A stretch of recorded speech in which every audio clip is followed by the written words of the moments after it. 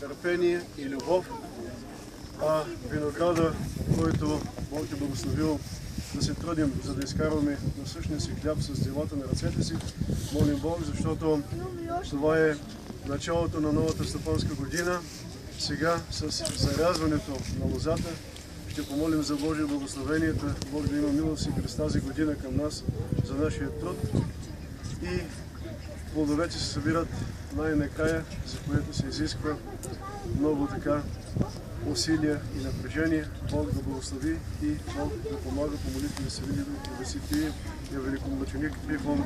Амин. Спаси, Господи, люди Твоя, и благослови. Изчакаме, няма да бъде.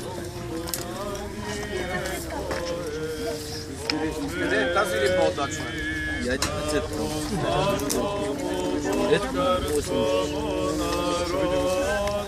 Царя на виното да идва и той да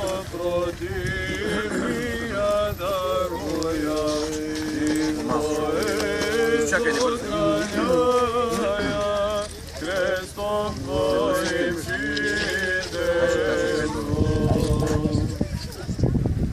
Стара традиция, вече 12 години, светската власт се движи винаги след духовната. Доказано е това с годините, че българщината се съхранява в Сопот благодарение на духовната власт. И за това ние 12 години с такъв молебен измолваме прошка, измолваме и желаем и да благоволение за да може нашите стопанства да раждат лозя. И за това бих искал да кажа, че отец Марко сега ще направи ритуалното зарязване. Отец Йордан, да, и тримата, царя на виното и най-накрая доктор Сопотенски, ако иска, имаме един шейх на гости, не знам. Заповядайте, започвайте. Спаси, Господи, люди Твоя, и благослови достояние Твое, победи. Тая година ще е пълно. Видяхте ли как се завъртя клечката? Тая година ще е напълно. На съпротивния даруя и Твое съхраняя, крестом Твоим жителство. Спаси, Господи, люди Твоя, и благослови достояние Твое. Царя на виното.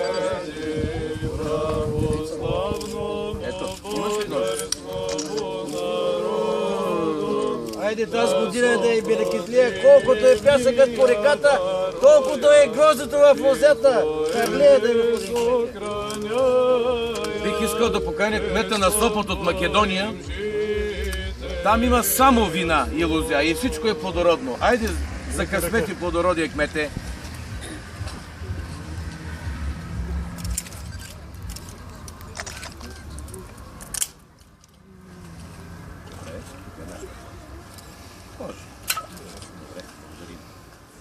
Така, сега накрая вие ще си пъти виното. Само аз да зарежа.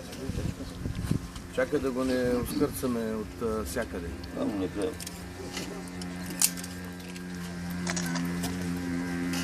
Айде. Как беше? На камък да ражда, вино да пуска.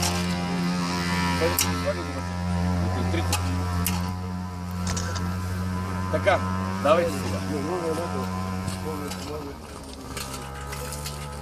Сега от виното на всичките.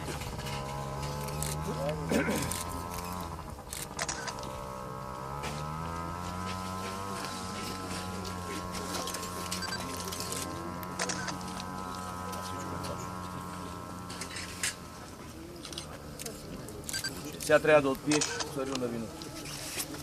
Сега вече можеш да кажеш пожеланието, кажи. Так. Тази година да е берекетлия, колкото пясъкът е в реката, толкова тази година да е гроздето по всичките лозя на нашата община. Господ здраве да дава. Браво!